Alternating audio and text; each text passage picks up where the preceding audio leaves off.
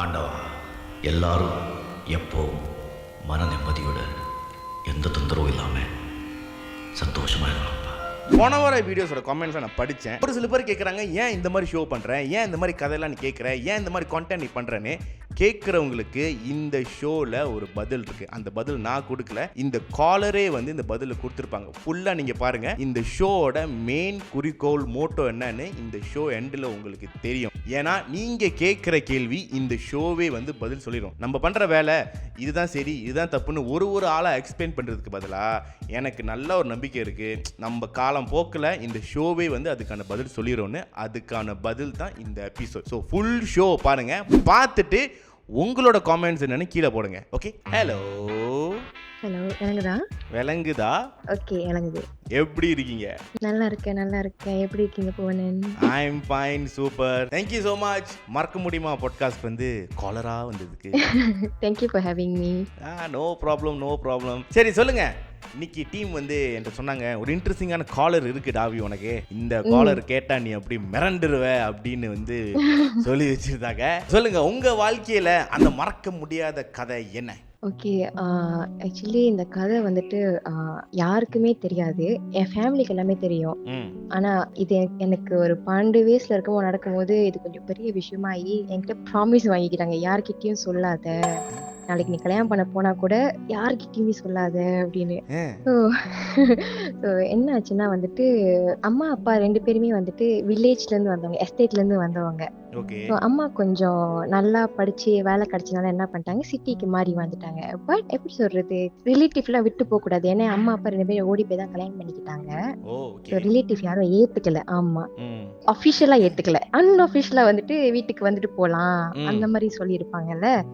அப்படின்னு சொல்லும்போது எங்க அம்மா என்ன பண்ணுவாங்க, இந்த ஸ்கூல் லீவ் வந்தாக்கா இல்ல தீபாவளி தைப்பூசத்துக்கு வந்து சும்மா கொஞ்ச நேரம் பாத்துட்டு வருது, தங்கிட்டு வருது, எங்களை அனுப்புவாங்க, இப்ப தங்கிட்டு வாங்க. அவங்க வர மாட்டாங்க. அவங்க வர மாட்டாங்க, ஏன்னா அவங்கள ஏத்துக்க மாட்டாங்க. எங்களதான் ஏத்துக்குவாங்க, பேர பிள்ளைங்களெல்லாம் ஏத்துக்குவாங்க, அவங்களே ஏத்துக்க மாட்டாங்க. அந்த மாதிரி என்ன ஆச்சுன்னா ஒரு கட்டத்துக்கு அப்புறம் லைக் கொஞ்ச நேரம் ஐயோ மாறி ஆகுது. ஓகே, ஸோ என்னாச்சுன்னா எனக்கு 11 வயசு இருக்கும் போதே நான் வயசுக்கு வந்துட்டேன். வீட்டில் நாங்கள் எல்லாருமே பொம்பளை பிள்ளைங்கன்னு சொன்னதுனால எங்கள் அம்மா என்ன பண்ணுவாங்கன்னா, வெளியெல்லாம் போய் தங்க வேண்டாம், சொந்தக்கார வீடாக இருந்தாலும் சரி, அது சித்தி சித்தப்பாவா இருந்தாலும் சித்தியா இருந்தாலும் சரி, வேண்டாம் போய் தங்க வேண்டாம், ஏன்னா அவங்க சேஃப்டி முக்கியம் அப்படின்னு சொல்லி எங்களை வளர்த்துக்கிட்டு இருந்தாங்க. என்னாச்சு, ஒரு வாட்டி வந்துட்டு எனக்கு அப்போ ஒரு 12 வயசு இருக்கும். அப்பதான் நம்மளுக்கு யூபிஎஸ்ஆர்ல ரொம்ப பிஸியா இருப்போம், அதுலயே படிச்சு வாழ்க்கையை ஓட்டின மாதிரி. அதனால அப்போ ஒரு ஸ்கூல் லீவ் வந்துச்சு. அப்போ வந்துட்டு எங்க எப்படி சொல்றது, சொந்த அண்ணனா சொந்தக்கார அண்ணனா, எனக்கு வந்து தாய் மாமா முறை வரும். அங்க வந்துட்டு தாய் மாமா, அத்தை, தாத்தா, பாட்டி 4 பேர் இருக்காங்க அந்த வீட்டுல. ஒரு எஸ்டேட் வீடு தான். எஸ்டேட் வீடு எப்படின்னா உங்களுக்கு தெரியும் தானே, லைக் அந்த ஒரு வீடு மட்டும் தான் இருக்கும். அடுத்த வீட்டுல வந்துட்டு ஒரு ரொம்ப தூரமா இருக்கும், தொழுவுல இருக்கும். ஆமா, அது சிங்கிள் லாட் மாதிரி. ஆமா, அது ராத்திரி நேரத்துல சொல்லி பயங்கரமா இருக்கும். அந்த இடம்லாம் வந்துட்டு சேஃப்டிக்கு ஆபத்து அவஸ்தை கூட ரொம்ப கஷ்டம், அந்த மாதிரியான ஒரு இடம். ஸோ வந்துட்டு அப்போ ஒரு வாட்டி வந்துட்டு எங்க அத்தை வந்து மாசமா இருந்ததுனால என்ன வந்து தங்க சொன்னாங்க. தங்கிட்டு போமா, எங்களுக்கும் நல்லா இருக்கும் அப்படின்னு. ஆனாலும் எங்க அம்மா ரொம்ப ஹெசிட்டனா இருந்தாங்க, இல்ல வேண்டாம் சேஃப் இல்ல அப்படி இப்படின்னு. அப்புறம் பாட்டிலாம் ரொம்ப லைக் கம்பேர் பண்ணனால சரி தங்கிட்டு வா அப்படின்னாங்க. அப்ப நானும் சரி, ரொம்ப நாள் ஆச்சு இந்த மாதிரிலாம் தங்கி, ஏன்னா வயசுக்கு வந்ததுக்கு அப்புறம் எங்க அம்மா கொஞ்சம் கத்து கொடுத்துருக்காங்க. எங்க அம்மா எப்படின்னா கொஞ்சம் ஓப்பன் தான், எங்க கூட ஃப்ரெண்டா பழகுவாங்க. ஸோ அந்த ஒரு வயசுக்கு வந்ததுக்கு அப்புறம் சொல்லுவாங்க, பேட் டச் குட் டச், இந்த மாதிரிலாம் கொஞ்சம் பார்த்து இருந்துக்கோ, இந்த மாதிரிலாம் நடக்கும் அதெல்லாம் கொஞ்சம் பார்த்து இருந்துக்கோ, அதெல்லாம் நிறைய சொல்லியிருக்காங்க. ஸோ அதுலயே நம்ம வந்துட்டு ஓரளவுக்கு நம்மளுக்கு அந்த புரிதல் இருக்கும். ஓகே, இது இப்படிதான் சொல்லிட்டு நாங்க வந்துட்டு தங்க ஆரம்பிச்சிட்டோம். என்ன ஆச்சுன்னா வந்துட்டு ஆக்சுவலி ஃபேமிலிக்குள்ள எல்லாம் ஒண்ணுமே நடக்கல. நீங்க கேள்விப்பட்ட மாதிரி மாமா வந்துட்டு தப்பா நடந்துக்கிட்டாங்க, சித்தப்பா தப்பா, அதெல்லாம் ஒண்ணும் இல்லை. இங்க நடந்ததே வந்துட்டு வேற ஒரு கதை. என்ன ஆச்சுன்னா நான் தங்கி 2வது நாள் நினைக்கிறேன், தி நெக்ஸ்ட் டே மார்னிங் என் தாத்தா என் மாமா வந்துட்டு அவங்க பண்ணை வச்சிருக்காங்க, மாட்டு பண்ணை வச்சிருக்காங்க. ஸோ ஸோ காலையிலேயே அவங்களாம் காலையிலேயே எழுந்துச்சு கிளம்பிடுவாங்க. ஸோ அத்தை மாசமா இருக்கிறதுனால நாங்கள் அப்போ வந்துட்டு ரஃப்லி ஒரு 6 or 7 months நினைக்கிறேன். அப்போ வந்துட்டு பாட்டி நானு அத்தை வந்துட்டு காலையில எழுந்துச்சு பிரேக்ஃபாஸ்ட்லாம் ரெடி பண்ணிட்டு அப்படிதான் உட்காந்துட்டு இருந்தோம். சரி எல்லாம் செஞ்சுட்டு இருப்போம். வீட்டுல இருந்து மாமாவும் தாத்தா வெளியாயிட்டாங்க. வெளியாகி ஒரு ஃபியூ செகண்ட்ஸ் தான் இருக்கும். அதுல டக்கு டக்குன்னு நடந்துருச்சு. இப்போ யோசிச்சு பார்த்தா கூட என்னதான் நடந்துச்சு அந்த மாதிரி தான் இருக்கும். என்ன ஆச்சுன்னா வேகமா வீட்டு முன்னுக்கு ஒரு 2 பைக் வந்துச்சு. 2 பைக் ஒரு 2 or 3 guys இருந்தாங்க. 3 guys இருந்தாங்க. அப்போ வந்துட்டு வீட்டுக்குள்ள திருட வந்திருக்காங்க. வீட்டுக்குள்ள வேகமா வந்துட்டு பாறாங்கத்திலாம் தூக்கிக்கிட்டு எங்க 3 பேத்தையும் வந்துட்டு ஹால்ல உட்கார வச்சாங்க. உன் வீட்ல எங்கெங்கெல்லாம் காசு வச்சிருக்கு வெளியாக்கு, நகைலாம் வெளியாக்குன்னு. நம்ம எஸ்டேட் எனக்கே அப்பதான் தெரியும் என் பாட்டி எங்கெங்கெல்லாம் காசு நகைலாம் ஒளிச்சு வச்சிருக்காங்கன்னு. ஏன்னா எங்க அம்மாலாம் வந்துட்டு பேங்க்ல தான் போய் வைப்பாங்க. எஸ்டேட் வீட்ல வந்துட்டு எங்கெங்கேயோ வச்சிருக்காங்க. கப்போர்டுக்கு அடியில எங்கெங்கெல்லாம் வச்சிருக்காங்க. எல்லாத்தையும் வந்துட்டு வெளியாக்கி எடுத்து கொடுத்துக்கிட்டு இருக்காங்க பாட்டி. அப்ப வந்துட்டு அங்க சண்டை நடந்துகிட்டு இருக்கு. ஏன்னா என் பாட்டி வந்து சண்டை கொடுத்துட்டு இருக்காங்க. ஏய் நீங்க யார் தெரியுமாடா, இப்ப வந்தானா வந்துட்டு என்ன ஆகும் தெரியுமா அப்பெல்லாம் சொல்லி கத்திக்கிட்டு இருக்காங்க அவங்க ஒரு பாட்டுல. நான் அங்க அழுந்துகிட்டு இருக்கேன். எங்க அத்தையும் அழுந்துகிட்டு இருக்காங்க. இப்ப என்ன ஆச்சுன்னா கொஞ்சம் லைக் பாட்டி வந்து அடிச்சிட்டாங்கன்னு நினைக்கிறேன். அந்த தீஃபை என்னமோ ஒண்ணு பண்ணிட்டாங்க. பாட்டி அடிச்சிட்டாங்களா?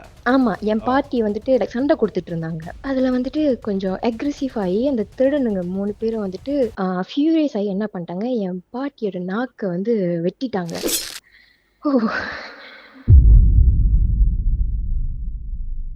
ஸோ வந்துட்டு இப்ப நடக்குது உடம்புலாம் பத்தி மறுபடியும் யோசிக்கும் போது நாக்க வெட்டி அந்த நாக்கு என் கண்ணு மணிக்கு அப்படியே விழுந்துச்சு. அதை நான் கண்ணால பார்த்தேன். நானும் கத்திட்டு கதற ஆரம்பிச்சிட்டோம். ஆனா உதவிக்கு யாருமே வரல.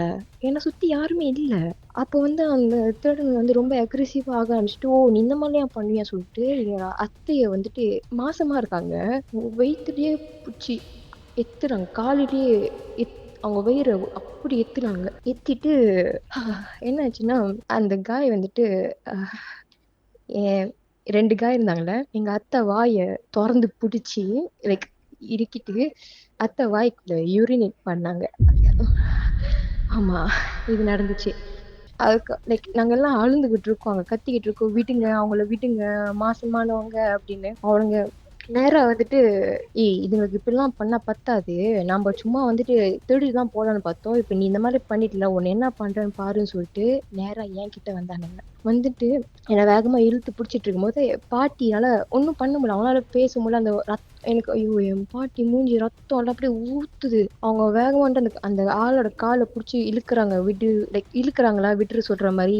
அந்த என்ன பண்ணாங்க, என்னை தூக்கிட்டு மின்னுக்கே வந்துட்டு அவங்க எல்லாம் என் சொந்தக்காரன் என் அத்தை என் பாட்டி மின்னுக்கே வந்து என் சட்டெல்லாம் ரிமூவ் பண்ணாங்க.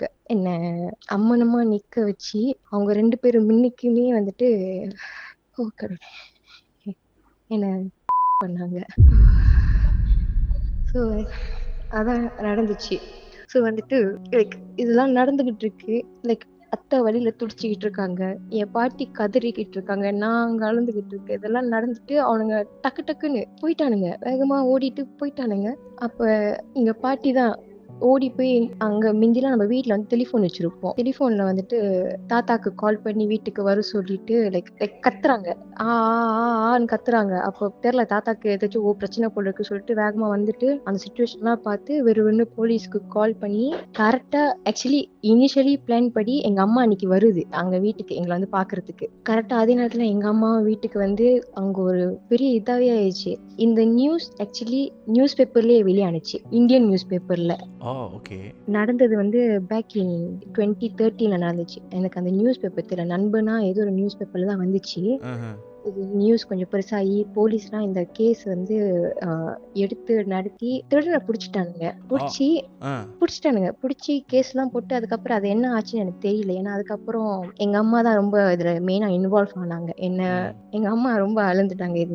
எனக்கு இந்த மாதிரி நடந்தது பார்த்துட்டு எவ்வளவோ காப்பாத்த பார்த்தேன், என் பிள்ளைய சேஃபா வச்சுக்க பார்த்தேன், நம்பி விட்ட இடத்துல இந்த மாதிரி ஆச்சு அப்படி சொல்லிட்டு. அப்போ வந்துட்டு ஆனா கேஸ் படி வந்துட்டு எனக்கு தெரியல எனக்கு நடந்தது வந்து இல்லையாக்குனாங்க. ஏன்னா எனக்கு நல்லா ஞாபகம் இருக்கு. அந்த போலீஸ் அங்கிள் ஒருத்தவங்க வந்துட்டு என்னை வந்து கூப்பிட்டுச்சு கேட்டாங்க, உனக்கு என்ன நடந்துச்சு, உனக்கு ஞாபகம் இருக்கா சொல்ல கேட்கும்போது நான் சொல்லிட்டு இருந்தேன், இந்த மாதிரிலாம் பண்ணாங்க, பாட்டிக்கு இந்த மாதிரிலாம் பண்ணாங்க, அத்தைக்கு இந்த மாதிரிலாம் பண்ணாங்கன்னு சொன்னதுக்கு அப்புறம் அவங்க வந்துட்டு எங்க அம்மாட்ட சொன்னாங்க, மற்ற விஷயத்த வந்துட்டு நம்ம இந்த திருடின விஷயம் இவனுங்க கிரிமினல் இதெல்லாம் வந்துட்டு இதெல்லாம் ஏத்துக்குவோம், ஆனா உங்க பிள்ளைங்க நடந்தது வந்து நம்ம ஆஃபிஷியல் ஆன் ரெக்கார்ட் செய்ய வேண்டாம், பிள்ளை பேரு போயிடும் அப்படின்னு சொல்லிட்டு திருடனை பிடிச்சிட்டு லைக் அது ஒரு கேஸ் கோர்ட் கேஸ்லாம் ஆகி பிடிச்சிட்டானுங்க. ஸோ இப்படி நடந்திருக்கும்னு நான் எதிர்பார்க்கல. I am so sorry. Like you have to go through all that and in a very very small age. It's okay.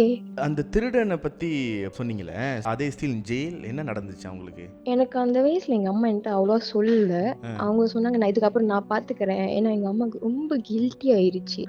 நான் விட்டனாலதான் இந்த பிரச்சனை ஆச்சு, என் பிள்ளை நான் தான் காப்பாத்தி இருக்கணும்னு சொல்லிட்டு அவங்க தூங்காம கொள்ளாம அவங்க தான் அடுத்ததா செஞ்சுக்கிட்டு இருந்தாங்க. ஸோ என்கிட்ட அவங்க சொன்ன வரைக்கும் போலீஸ் பிடிச்சிட்டாங்க, பிடிச்சி கேஸ் எல்லாம் போட்டு அவங்கள இது பண்ணிட்டாங்க, அவனுக்கு தண்டனை வாங்கி கொடுத்துட்டாங்க, நீ பயப்படாத.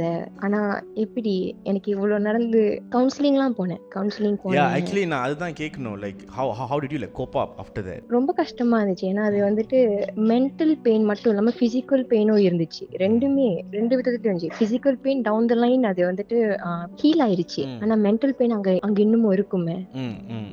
இப்ப வந்துட்டு எனக்கு ஒரு 25 வயசு ஆகுது. வீட்டுல மாப்பிள்ளை பார்த்து கல்யாணம் பண்ணி வச்சுட்டாங்க.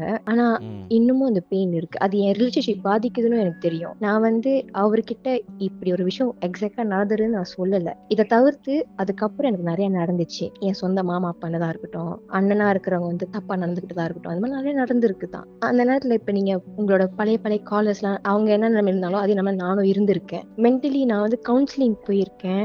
எனக்கு ஓரளவுக்கு தான் ஹெல்ப் பண்ண முடிஞ்சது. அதை தாண்டி என்னால எப்படி சொல்றது, என்னதான் கவுன்சிலர் இருந்தாலும் அவங்ககிட்ட நான் பேசினாலும் இதுக்கு சொல்யூஷன் அவங்க கொடுத்தாலும் என்னால அதுல இருந்து வெளியாக முடியல. என்ன நான் ரொம்ப பிளேம் பண்ண ஆரம்பிச்சிட்டேன். ஒருவேளை ஏதோ இடத்துல நான் ஏதோ தப்பு பண்ணிட்டேனோ, நான் வந்துட்டு நானாச்சும் சொல்லியிருக்கலாம், இல்லம்மா பரவாயில்ல நான் உங்க கூடயே வந்துட சொல்லியிருக்கலாம். ஏன்னா எங்க தப்பா போனிச்சு, எதனால இது நடந்துச்சு, ஒரு கட்ட நான் என்ன பிளேம் பண்ண ஆரம்பிச்சிட்டேன். எங்க அம்மா அந்த மாதிரி தூங்காம கொள்ளாம எங்க அம்மா அழுந்துகிட்டு இருந்தாங்க.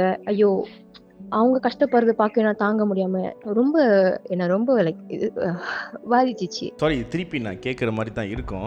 நீங்க அந்த திருடனுங்க வந்தானுங்க சொன்னீங்களா, ஒரே இந்தியன்ஸ்? ஆமா, 3 பேருமே இந்தியன்ஸ். தமிழ்ல தான் பேசிட்டு இருந்தாங்க. இந்தியன்ஸ் தான். எலும்பா தான் இருந்தாங்க எல்லாரும். எலும்பா வழுத்தியா மேபி இப்ப யோசிச்சு பார்த்தா ஒரு 25 26 அந்த வயசுல இருக்கிறவங்க மாதிரி தான் இருந்தாங்க. அதே லைக் அந்த இடத்துல உள்ளவங்க மாதிரி இருந்தாங்களா இல்ல ஸ்ட்ரேஞ்சரா அவனுங்க? பிடிச்சவங்க சொன்னாங்க. போலீஸ் சொன்னது வந்து அங்க உள்ளவங்க தானா. ஆமா, ஆக்சுவலி அவங்களுக்கு தெரிஞ்சிருக்கு. அவனுங்க வந்து எப்படின்னா சுத்தி கட்டி நோட் விட்டுருக்காங்க போல இருக்கு. அப்ப தெரிஞ்சிருக்கு எங்க வீட்டுல காசு இருக்கு, இந்த வீட்டுல காசு இருக்கு அப்படின்னு தெரிஞ்சு டார்கெட் பண்ணி தான் அடிச்சிருக்கானுங்களாம். ஒரு வாரமா வந்துட்டு எங்க வீடு நோட் விட்டுருக்கானுங்க. எத்தனை மணிக்கு என் தாத்தா மாமா எல்லாம் வீட்டுல இருந்து வெளியே ஆவாங்க, யாரு வீட்டுல இருக்கா, எத்தனை மணிக்கு திரும்பி வீட்டுக்கு வருவாங்க, இதுக்கு நடுவுல யாச்சும் வெளியாவாங்களா, உள்ளுக்கு போவாங்களா, எல்லாத்தையும் நோட் விட்டுட்டு தான் வந்துட்டு இந்த வேலையை பண்ணிருக்கானுங்க. எங்க வீட்டு பக்கத்துல ஒரு சின்ன கோயில் இருக்கும். மோஸ்ட்லி ஆளுங்க வந்து அந்த கோயிலுக்கு வந்துட்டு போவாங்க. ஆனா அந்த நேரம் வந்துட்டு நினைக்கிறேன் விடிஞ்சிருச்சு நினைக்கிறேன். ஆமா, மணி 10க்கு மேல. சோ யார் அங்க கோயிலையும் இருக்க போறா? அது லைக் எஸ்டேட் கோயில் தானே. ஓகே, இது நடந்த டைம் என்ன டைம்? இது 10 சம்திங் தான். ஏன்னா வந்துட்டு காலையிலேயே ஒரு பாட்டியா வந்துட்டு ஒரு 5-6 மணிக்கெல்லாம் ஏஞ்சி சமைக்க ஆரம்பிச்சிருவாங்க. காலையில எல்லாரும் வேலைக்கு போனதுக்கு அப்புறம் அந்த மாதிரி நடந்திருக்கு. ஏன்னா அங்க எஸ்டேட்ல எல்லாருமே வந்துட்டு மாட்டு பண்ண. வீட்டுல யாரும் இல்ல. உங்க அத்தை பாட்டி இஸ் டூயிங்? அதுக்கப்புறம் வந்துட்டு அத்தை கொஞ்சம் மாசம் கழிச்சு பேதாச்சு, ஒரு கேர்ள் பிறந்துச்சு. இப்ப அவங்களுக்கு 2 பொம்பளை பிள்ளைங்க இருக்காங்க. பாட்டிக்கு வந்துட்டு அந்த நாக்கு லைக் கொஞ்சமா தான் வளர்ந்துச்சு நினைக்கிறேன். அவங்களுக்கு பேச வருது. அவங்க பேசுவாங்க. ஆனா வந்துட்டு தெரியுமா அந்த நாக்கு கட்டியா இருந்தா சில பேர் அந்த வார்த்தை எல்லாம் சில வெளுவாத. ஓகே, ஆமா. பேசும்போது அந்த வார்த்தை ஃபுல்லா விழாம நாங்க ரொம்ப கஷ்டப்பட்டோம் ஹியர் பண்றது, அவங்க என்ன சொல்ல வராங்கன்னு. தாத்தா இறந்துட்டாரு. மாமா அங்கதான் இருக்கு கூட. எங்க அம்மா தெரியல, இது அவங்களுக்கு ரொம்ப பாதிச்சனால கட்டைஸ் பண்ணிட்டு அங்க போறதும் இல்லை. இப்ப அவங்க இருக்காங்களா இல்லையா, என்ன ஆச்சு ஏதாச்சும் ஒண்ணுமே தெரியல. இப்ப அத்தை மாமா கூட எப்படி இருக்காங்கன்னு தெரியல. பிள்ளைங்க 2 பொம்பளை பிள்ளைங்க, கடைசியா நாங்க 2 பொம்பளை பிள்ளைங்க இருக்குங்க. இஸ் இட் நீங்க போவாத காரணம் வந்து is it because of this incident? One of the reason. இந்த இன்சிடென்ட் வந்து பிசைட்ஸ் யுவர் மாம் வேற யாருக்காச்சும் தெரியுமா? எக்ஸெப்ட் உங்களோட சொந்தக்காரங்க தவிர யாருக்குமே தெரியாது. எங்க அம்மா அப்பா எனக்கு நடந்தது வந்துட்டு ரொம்ப இதான விஷயம். ஏன்னா ரொம்ப ஸ்டெரிடிபிக்கலா பாப்பாங்க. அப்புறம் அதனால பின்ன அது என்ன ரொம்ப பாதிச்சிரும். ஆளுநர் தெரிஞ்சா இன்னும் அது ரொம்ப கஷ்டப்படுத்தும் ஆரம்பிச்சாங்க.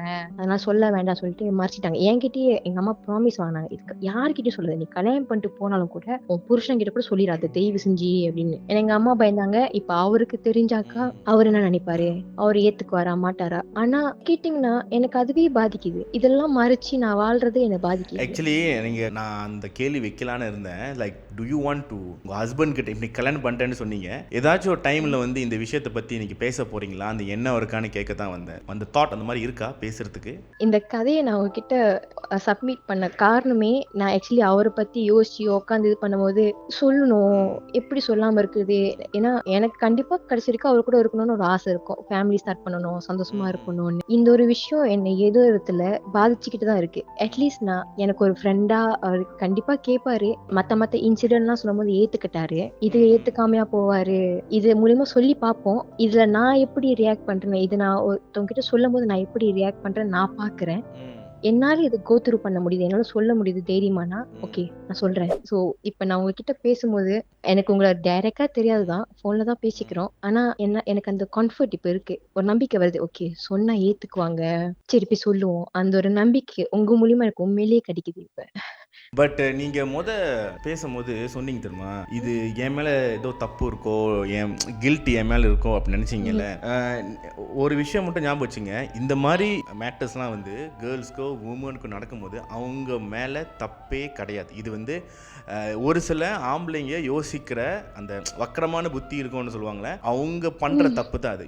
உங்கள் மேலே நீங்கள் எந்த ஒரு தப்பும் பண்ணல, உங்களுக்குள்ளே அந்த கேரி பண்ணுற அந்த பாரம் இருக்குல்ல, அது இருக்கும் அது. ஸோ நீங்கள் அதை எப்படி வந்து ஓவர் கம் பண்ண போறீங்க? இப்போ நீங்கள் சொன்னீங்க, இப்போ என்கிட்ட சொன்னது உங்களுக்கு ஒரு கம்ஃபர்ட் வந்து நான் என்னோட ஹஸ்பண்ட் கிட்ட நான் போய் சொல்லலான்னு சொன்னீங்களே, இதுவே என்னை நீங்கள் கேட்டிங்கன்னா ஒரு ஸ்டெப் தான். இது வந்து உங்கள் லைஃப்பில் நீங்கள் எத்தனையோ பெரிய ஒரு ஸ்டெப் எடுத்து நீங்கள் வைக்கலாம். ஒன் ஆஃப் த பெரிய ஸ்டெப் வந்து இதை நான் பார்க்குறேன். நம்ம ஒருத்தவங்க கூட வாழ போகிறோம், எதுக்கு நான் வந்து மூடி மறைச்சிட்டு ஒரு விஷயத்தை நான் வந்து வாழணும்? இது இவங்களாவே எங்கேயோ கண்டுபிடிக்கிறதுக்கு பதிலாக, இல்லை யாராச்சும் வாலரி சொல்கிறதுக்கு பதிலாக நானே இனிஷியேட்டிவ் எடுத்து சொல்லிட்டேன்னா ரெண்டு விஷயம். ஒன்று, எனக்கு நானே தைரியத்தை வர வச்சுக்கிட்டேன். இன்னொன்று வந்து அவங்களுக்கு வந்து என்ன சொல்கிறாங்க, ஒரு ட்ரஸ்ட் வரும். நம்புது, நம்மளை கூட இருக்காங்க, என்ன நம்புதுன்னு அவங்களுக்கு ஒரு ட்ரஸ்ட் வரும்.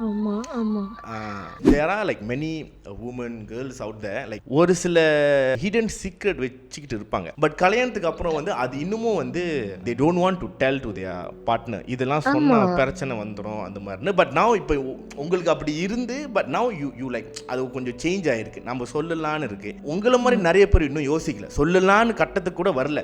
ஒரு சில கேர்ள்ஸ்க்கு இருக்கும். Is there like anything that you wanted to tell இப்போ இந்த மாதிரி ஒரு டிலேமால இருக்கிற வுமனுக்கு?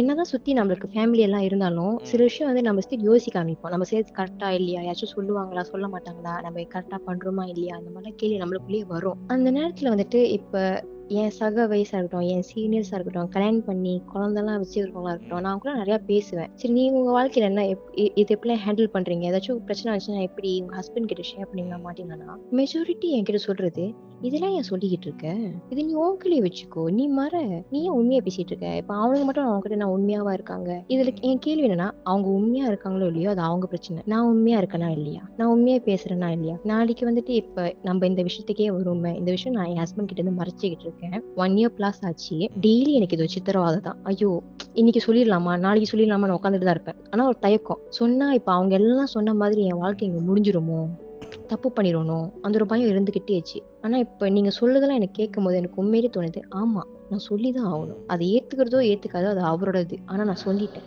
நான் உண்மையா இருக்கேன், எனக்கு நம்பிக்கை இருக்கு அவர் ஏத்துக்குவாரு. ஏன்னா எவ்வளவோ நான் சொல்லியிருக்கேன், எவ்வளவோ நான் ஷேர் பண்ணிருக்கேன், என்னோட டார்க்கஸ்ட் டீப்பஸ்ட் சீக்ரெட்லாம் நான் ஷேர் பண்ணிருக்கேன். This is one of it. அவ்வளோ ஏத்துக்கிற ஒரு மனுஷன், எனக்கு இன்னமும் நீ தான் வேணும்னு சொல்லிக்கிற ஒரு மனுஷன் கண்டிப்பா என்னை ஏத்துக்குவாரு. சொன்னீங்க தெரியுமா, இன்னமும் நீ தான் வேணும்னு சொல்கிறாங்கன்னு. இந்த வேர்டு வந்து கல்யாணத்துக்கு அப்புறம் the husband that says that he really wants that woman. உங்களோட கான்ஃபிடன்ஸ் அதை என்னோட கான்ஃபிடன்ஸ் சேர்த்துங்க. he will definitely listen to you and then he will understand you. Thank you so much. Thank you. எனக்கு இது இப்போ நீங்க சொன்ன வார்த்தை எனக்கு ரொம்ப ஓவர்வெல்மிங்கா இருக்கு. Thank you so much. இப்போ நீங்க பேசும்போது I can sense like wanted to overcome it. அதோட ஸ்டெப் நீங்க எடுக்கிறீங்கன்னு, and I'm really proud that you are doing something for yourself. இவன் சொல்றான் அவன் சொல்றான் இப்படி நடக்கும் மைண்ட்ல போட்டு யோசிச்சுட்டு இருக்காம என்னோட நிம்மதிக்கு ஒரு விஷயம் நீங்க பண்றீங்க தெரியுமா, அது வந்து every human needs to have that thought. நம்ம நிம்மதியா இருந்தா தான் நம்ம சுத்தி இருக்கிறவங்களையும் நிம்மதியா வச்சுக்க முடியும். நம்ம மைண்ட்லயே நிறைய விஷயம் இருந்திருந்தா அது அப்படியே மற்றவங்களை பாதிச்சு அது திருப்பி நம்மள தான் பாதிக்க போகுது. எதுக்கு? Thank you so much Bhuvanan and team for having me. எனக்கு ரொம்ப ரிலீஃபாக இருக்குது சொன்னதுக்கு. Thank you so much. இதுக்கு முன்னாடியே வந்து ஒரு திருட கதையை நான் கேட்டேன். அவன் அந்த எக்ஸ்ட்ரீம் போகிறானா, இந்த நாய் வந்து இந்த எக்ஸ்ட்ரீம் போகுது. இவனுங்களோட வக்ர புத்தி வந்து எந்த அளவுக்கு யோசிக்குது, காமத்தில் வந்து சில விஷயம் என்ன பண்ணுறானுங்க, இதெல்லாம் ஏன் பண்ணுறானுங்க, இதெல்லாம் எங்கேருந்து இவனுக்கு வந்து தாட் வருதுன்னு சத்தியமாக எனக்கு தெரியல. ஆனால் ஒரு ஒரு ஒரு இதுலேருந்து ஒரு நல்ல விஷயம் நான் என்ன கேள்விப்பட்டேன்னா, அவங்க சொன்ன மாதிரி இந்த திருடனுங்களுக்கு வந்து தண்டனை கிடைச்சிட்டாங்க. அது என்ன தண்டனைன்னு தெரியல, அவங்களும் என்கிட்ட சொல்ல. பட் ஐ ரியலி ஹோப் இது வந்து அதிகபட்ச தண்டனையாக தான் இருந்திருக்கும். எனக்கு என்ன ரொம்ப வருத்தமாக இருக்குன்னா, அந்த பாட்டி அந்த டைமில் வந்து அவங்களுக்கு நடந்த அந்த விஷயம் தான் பாவம். அவங்க வந்து முடிஞ்ச அளவுக்கு அவங்களோட இருக்கிற கேப்பபிலிட்டிக்கு அவங்க ட்ரை பண்ணியிருக்காங்க. ஆனால் உனக்கு ஒரு கையில் ஒரு ஆயுதம் இருக்குன்னு சொல்லி அவங்க அதெல்லாம் கோத்ரூ பண்ணியிருக்கணும். அந்த வயசில் அந்த பெயின் வந்து அவங்க என்ன கோத்ரூ பண்ணியிருப்பாங்கன்னு அவங்களுக்கு மட்டும் தான் தெரியும். அண்ட் டு த ஹஸ்பண்ட், நீங்கள் சொன்ன மாதிரி நிறைய விஷயம் வந்து நீங்கள் ஏற்றுக்கிட்டீங்க, அண்டர்ஸ்டாண்ட் பண்ணீங்கன்னு. இதுவும் வந்து ஒருவேளை உங்கள்கிட்ட சொன்னாங்கன்னா ஐ ரியலி ஹோப், எனக்கு நம்பிக்கை இருக்கு, ஜஸ்ட் தட் சொல்லிக்கிறேன். I really hope you understand your wife. இந்த மாதிரி மறக்க முடியாத கதைலாம் வந்து உங்ககிட்ட இருந்துச்சுன்னா டிஸ்கிரிப்ஷனில் வந்து கூகுள் ஃபார்ம் இருக்கு, லிங்கை தட்டி உங்க கதையை சப்மிட் பண்ணுங்க. என் டீம் அழகாக ஃபில்டர் பண்ணி அடுத்த உங்க காலராக கொண்டு வர. முடிக்கிறதுக்கு முன்னாடி சேனலுக்கு லைக் பண்ணுங்க, ஷேர் பண்ணுங்க, சப்ஸ்கிரைப் பண்ணுங்க. அடுத்த வாரம் இன்னும் ஒரு காலரோட நான் வரேன். ஓகே.